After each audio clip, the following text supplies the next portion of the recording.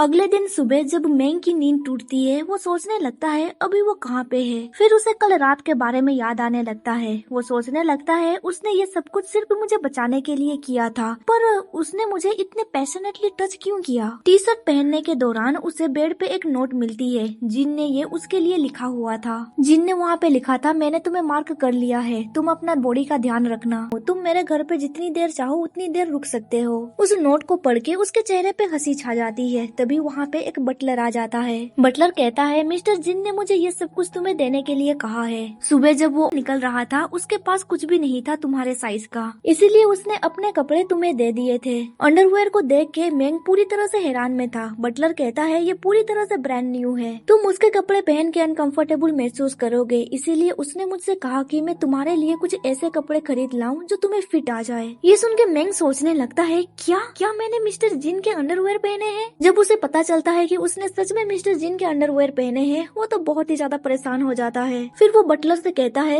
मुझे एक सवाल पूछना था। पर बटलर सवाल सुने बिना ही कहता है, हाँ मिस्टर जिन ने ये खुद पहनाया है तुम्हें। ये सुन के मैंग परेशान होकर कहता है, नहीं मैं ये बिल्कुल भी नहीं पूछना चाहता था। फिर वो आगे पूछता है, मैं ये जानना चाहता हूँ कि वो अभी कहाँ पे है। बटलर कहता है, वो बाहर गए हुए हैं, वो जल्द ही वापस आ जाएंगे। इसके बाद सीन शिफ्ट होता है। हमें दिखाया जाता है कि अभी जिन साइमन से मिलने के लिए गया हुआ था। जिन उसके घर के अंदर घुस जाता है और उससे कहता है, मुझे सुनने को मिला है कि तुमने सबसे पहले मेरे असिस्टेंट के ऊपर हमला किया था। साइमन कहता है, मैंने उनसे नहीं कहा था ये सब कुछ करने के लिए। ये सुन के जिन उसे घूरने लगता है। फिर साइमन कहता है, वेल पर मैं अपनी रेस्पॉन्सिबिलिटी पूरी करूंगा। मैं उन लोगों के कॉन्टैक्ट नंबर तुम्हें लिख के दे रहा हूँ, तुम जो चाहे वो कर सकते हो, ठीक है। पर जिन उसकी बातों को पूरी तरह से इग्नोर कर देता है। फिर साइमन आगे कहता है, ठीक है मैं खुद ही सब कुछ हैंडल कर लूंगा। जिन कहता है, सूरज ढलने से पहले मुझे रिजल्ट मिल जाना चाहिए, पर तुमने जो कुछ भी किया उसकी भरपाई तुम कैसे करोगे। ये कह के वो साइमन को एक जोर का मुक्का मारता है। साइमन गुस्से से कहता है, जिन मुझे लगता है कि एक्सप्लेनेशन तो तुम्हें मुझे देनी चाहिए। इसके बाद हमें एक फ्लैशबैक दिखाया जाता है जब वो दोनों यंग एज में थे।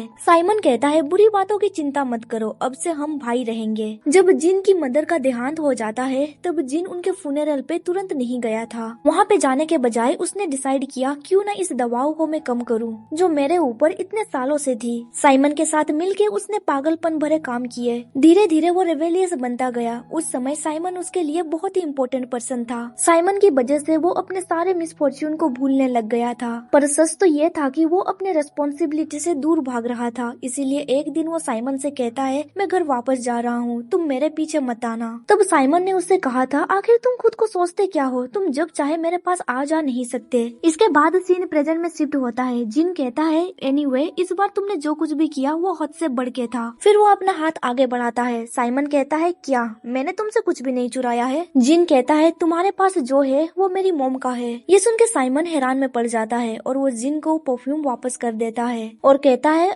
मुझे पता नहीं था कि वो तुम्हारी मोम का था। पर जिन उसे इग्नोर करते हुए वहाँ से चला जाता है। इसके बाद सीन शिफ्ट होता है मैंग के ऊपर। अभी वो जिन का बचपन की फोटोज को देख रहा होता है। तभी उसकी नजर एक फोटो पे पड़ती है जिसमें जिन साइमन के साथ था। जब वो साइमन को देखता है, वो पूरी तरह से शौक में पड़ जाता है और कहता है, ये तो वही है ना। कुछ देर के बाद वहाँ पे जिन भी पहुँच जाता है। वो तुरंत मैंग के पास चला जाता है और उसके फोरहेड को टच करते हुए कहता है, तुम्हारा फीवर अभी कम हो गया है। फिर वो एक मेड से कहता है मैंग को किचन रूम ले जाने के लिए। जब वो दोनों वहाँ से चले जाते हैं, तब जिन अपने एल्बम को निकाल के एक ड्रॉ में रख देता है। फिर उस ड्रॉ में पासवर्ड सेट करके उसे लॉक कर देता है। खाना खाने के बाद एक डॉक्टर मैंग का चेकअप करने लगता है। अभी जिन भी उसके साथ था। जिन को देख के उसे कल रात के बारे में याद आने लगता है, जिसकी वजह से उसका हार्ट बीट बहुत तेजी से धड़कने लगता है। डॉक्टर उसे टीज करते हुए कहता है, मिस्टर मैंग तुम्हारा हार्ट बीट बहुत तेजी से धड़क रहा है। ये सुन के मैंग ब्लश करने लगता है। कुछ देर के बाद हमें दिखाया जाता है कि डॉक्टर जिन के साथ बातचीत कर रहा था। डॉक्टर उसे बताता है कि सब कुछ ठीक है, उसे बस कुछ दिनों के लिए रेस्ट करने की जरूरत है। मैंग विंडो के जरिए उन दोनों को बाहर बातचीत करते हुए देख रहा था। तभी वहाँ पे एक पर्सन आ जाता है। वो और कोई नहीं बल्कि साइमन था। साइमन कोल्ड वॉइस में कहता है, तुम जिन के घर पे क्या कर रहे हो। तभी वो मैंग के गले में मार्क को देखता है और कहता है, ओह तुमने ऑलरेडी एक हाई क्लास अल्फा को चुन लिया है। मैंग कहता है, तुम गलत समझ रहे हो, जिन ने सिर्फ मुझे बचाने के लिए ये सब कुछ किया है। साइमन उसके एक्सक्यूजेस को नहीं सुनना चाहता था। वो अभी सोच रहा होता है, आखिर जिन तुम्हारे बारे में क्या सोचता है। जब जिन वापस घर में एंटर करता है, तब वो साइमन से कहता है, तुम यहाँ पे क्या कर रहे हो। साइमन उससे कहता है, तुमने मुझे जो कुछ भी करने के लिए कहा था मैंने सब कुछ कर लिया है। मैंग कहता है क्या ये वर्क रिलेटेड है, क्या मैं यहाँ से जाऊँ? पर जिन उसके सर पे पेट करते हुए कहता है इसकी कोई जरूरत नहीं है। तभी जिन का फोन बजने लगता है, इसीलिए वो कमरे से बाहर निकल जाता है। उसके जाने के बाद साइमन कहता है इससे कोई फर्क नहीं पड़ता है तुम्हें मार्क किया गया है या फिर नहीं, मेरे पास तुम्हें पाने के लिए अपने तरीके हैं। मैंग कहता है आखिर तुम्हारा मतलब क्या है?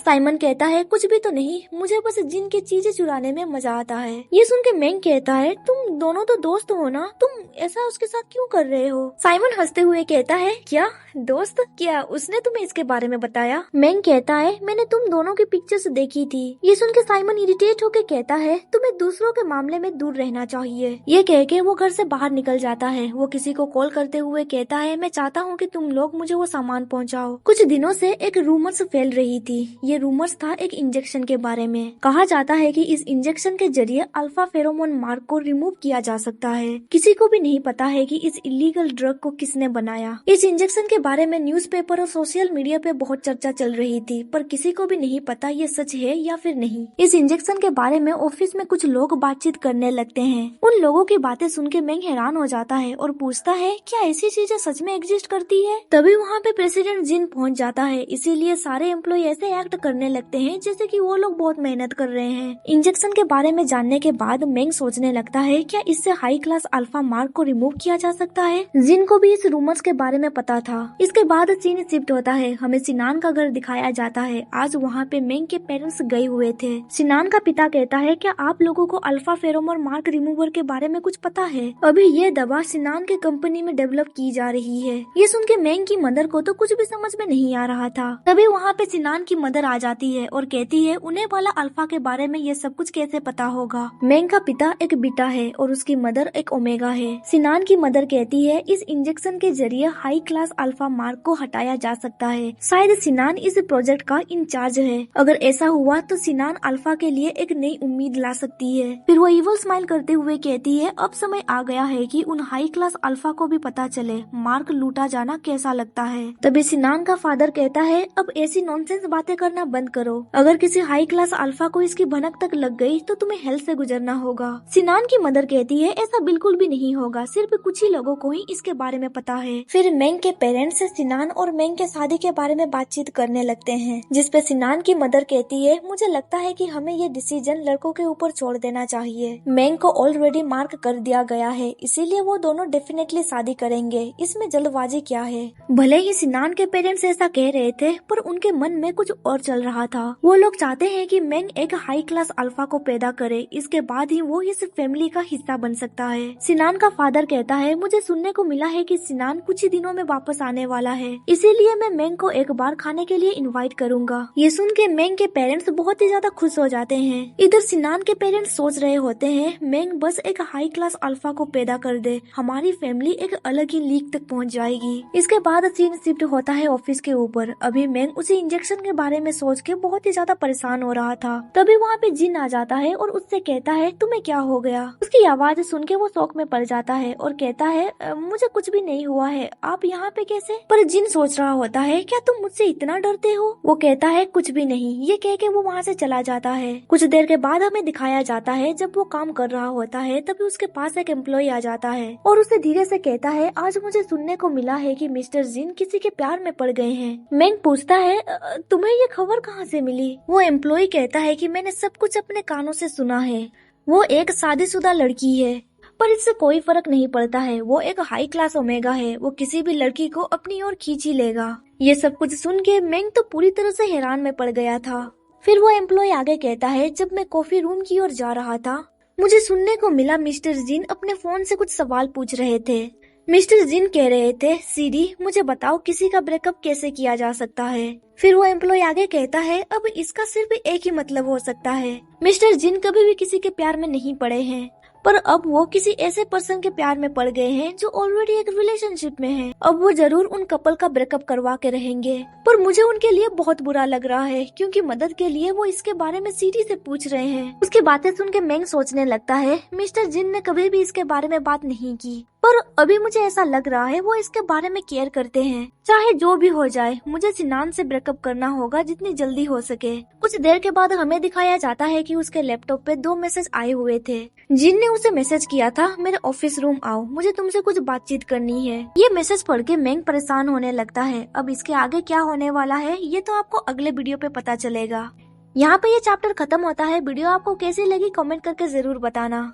अगर आप मेरे चैनल पे नए हैं तो सब्सक्राइब करना मत भूलना, साथ ही बेल नोटिफिकेशन ऑन कर देना ताकि आपको मेरी हर वीडियो का नोटिफिकेशन मिल सके। अब मिलते हैं अगले वीडियो पे, तब तक के लिए बाय, टेक केयर।